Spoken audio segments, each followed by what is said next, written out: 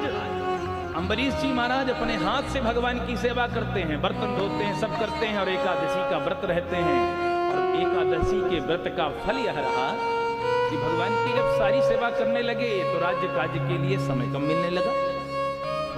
अब लंबा सम्राट थे तो भगवान सोचे कि मेरा भक्त मेरे ही अर्चना में लगा रहता है, इसका काम बिगड़ जाएगा। तो प्रभु ने स्वयं अपने सुदर्शन चक्र को आदेश दिया कि ये पूजा में लगा रहता है, इसलिए इसके पूरे राज्य की रक्षा तुम करोगे। सुदर्शन चक्र लगा। और महाराज मैं आपसे क्या कहूं, एक बार तो दुर्वासा महाराज पधार गए घर में, और दुर्वासा के बारे में आप सब जानते हो, भयावह क्रोधी हैं। प्यार से बोलना पड़ेगा मैया, जय जय सिया राम। हाँ, ध्यान हमारी तरफ देना। दुर्वासा जी महाराज पधारे अम्बरीश जी के यहाँ। एकादशी का दिन था, द्वादशी में पारण करना चाहिए अन्न का। तो द्वादशी में पारण करने का समय आया, दुर्वासा जी संत पधार गए। अम्बरीश जी ने हाथ जोड़कर निवेदन किया, नाथ आज का प्रसाद यहीं पे पाइए, क्योंकि ब्राह्मणों को खिलाने के बाद ही हम पारण करते हैं व्रत का। ठीक है ठीक है। और दुर्वासा जी परीक्षा लेने आए थे, चले गए स्नान करने। द्वादशी तिथि समाप्त होकर त्रयोदशी लगने वाली थी, पारण द्वादशी में होना चाहिए। बस क्या था, लेट हो रहा था। आचार्यों से पूछा, पंडित जी लोगों से, परीक्षित जी ने, श्री अम्बरीश जी ने, महाराज ये पारण का समय चला जा रहा है, कुछ खाऊंगा नहीं, पारण नहीं करूंगा तो व्रत का मतलब नहीं रह जाएगा, क्या करूं? संत को आमंत्रित कर दिया। आचार्यों ने कहा ऐसा है, शालिग्राम को स्नान कराओ, उसका प्रसाद लेकर चरणामृत पान कर लो, तुलसी दल ले लो तो पारण कहला जाए। ठीक है महाराज। इतना करना था, ज्यों ही चरणामृत लिया दुर्वासा जी पहुंच गए। दुष्ट, मुझे आमंत्रित करके, हाँ, अतिथि को आमंत्रण दे करके स्वयं पहले भोजन करने लगे। इसलिए जब घर में किसी अतिथि को बुलाओ, उसके पहले स्वयं नहीं खाना चाहिए। जब तक अतिथि ना भोजन कर ले तब तक स्वयं को प्रसाद नहीं पाना चाहिए। दुर्वासा जी ने कहा मुझे आमंत्रित किया, स्वयं भोजन करने लगे, बड़ा भक्त बनता है, अभिमानी बन गया है। अभी बताता हूं। और जटाओं से अपने एक मंत्र से एक कृत्या नामक राक्षसी पैदा कर दी। पीछे दौड़ पड़ी परीक्षित जी को खाने के लिए। सो चक्र था, चक्र तो रखवाली में लगा ही था, भगवान का चक्र सुदर्शन बढ़ा और राक्षसी को नष्ट किया और दुर्वासा के पीछे पड़ गया। दुर्वासा जी भगते नजर आए। अब यहां तो छोड़ो, अपने बाबा पिता के पास पहुंच गए, स्वयं ब्रह्मा जी के पास।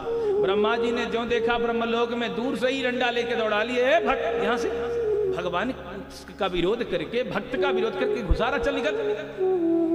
काहू बैठन कहा न ओही, राखी को सके राम कर दोही। कोई बैठने को नहीं कहा। भोले बाबा के पास पहुंचने वाले थे, शंकर जी त्रिशूल लिए पहले खड़े थे, दुष्ट मार दूंगा, चक्र बाद में मारेगा, मैं पहले मारूंगा। अब भगदड़ मची बेचारी कि कहां जाऊं। पर बीच में ही नारद जी का मुलाकात हो गई। नारद जी मिल गए। नारायण नारायण, कहां जा रहे हो दुर्वासा जी? दुर्वासा जी ने कहा महाराज अब क्या बताऊं, पीछे देख नहीं रहे, ये भगवान का चक्र पड़ा है, मार देगा, मैंने गलती कर दी। नारद जी ने कहा अरे भैया, ये चक्र मारना चाहता तो तुम ब्रह्मलोक, शिवलोक, विष्णुलोक जा पाते। अरे जहां से चले थे वहीं मार देता। बचना चाहते हो, ये तुमको सिर्फ शरणागति देना चाहता है, तुमको सिखाना चाहता है। दुनिया में मत घूमो, ब्रह्मा विष्णु कोई नहीं बचाने वाला। तो कौन बचाएगा? बोले केवल बचाने वाला वही है जिसके यहाँ घर से तुम भगे हो। अम्बरीश के पास लौट के जाओ। और लौट के गए। 1 वर्ष बीत गए। 1 वर्ष घूमते घामते भगते भगते दुर्वासा जी जब आके अम्बरीश के चरणों में पड़े, अम्बरीश जी भूखे खड़े थे तब से। 1 साल बीत गए। लौट कर आए, चरणों में प्रणाम किया। अम्बरीश जी ने कहा प्रभु मेरे कारण बड़ा कष्ट हुआ। बोले वो तो बाद में बात करेंगे, पहले इसको शांत करो, चक्र को। चक्र को प्रभु ने, अम्बरीश जी ने कहा प्रभु यदि मैं आपका निष्कपट भक्त हूं, आपके अलावा मेरे कोई शरण ना हो, तो हे नाथ आप शांत हो जाइए। चक्र शांत हुआ। दुर्वासा जी समझ गए भक्तों की महिमा। पूछ दिया भगवान से प्रभु आप बताइए, आप भी तो बचा सकते थे। भगवान ने कहा देखो जी, बचा मैं नहीं सकता। कैसे, क्यों नहीं? महाराज आप स्वतंत्र हैं, सर्व आपके ऊपर स्वराट हैं, आपके ऊपर किसी का वश नहीं है। आप चाहते तो बचा लेते। भगवान ने कहा मैं भी अधीन हूं। किसके अधीन है भैया आप? आपके ऊपर सबसे बड़ी सरकार तो आपकी है, आपके ऊपर कौन है? बोले मेरे ऊपर भी एक सरकार है। किसकी? बोले अहम भक्त पराधीनो स्वतंत्र इव द्विजः।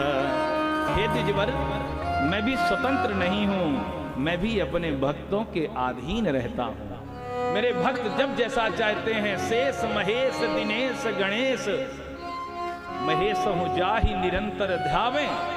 शेष महेश सब पूजा करते हैं, पर वो भी प्रेमी के चक्कर में फंसकर, प्रेमी के अंडर में आकर के भगवान कहते हैं मैं भी नाचता हूं।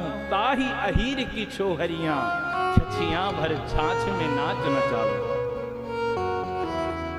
वो प्रेम के वशीभूत होकर के वो प्रभु यशोदा नचाती हैं तो नाचे नंदलाल नचावे हरि की मैया। नाचता है वो गोविंद जो सबको नचाने वाला है। वो प्रेम के वशीभूत होकर के कभी यशोदा के घर नाचता है तो कभी गोपियों के घर में माखन के लिए नाचता है।